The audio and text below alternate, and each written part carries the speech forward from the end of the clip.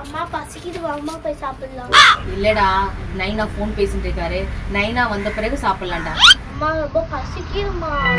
சரிடா உங்களுக்கு சாப்பாடு போடுறேன். ஆனா நைனா இல்ல நான் சாப்பிட மாட்டேன்டா.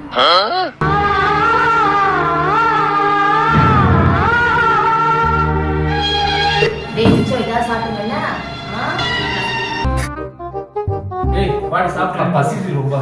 இருக்கு பாவா சாப்பாடு எடுத்து வந்துடுறேன். Oh no. உனக்கு போடுறே சாப்பிட. போடுறேன் பாவா. Oh no. பசிக்குது பாவா.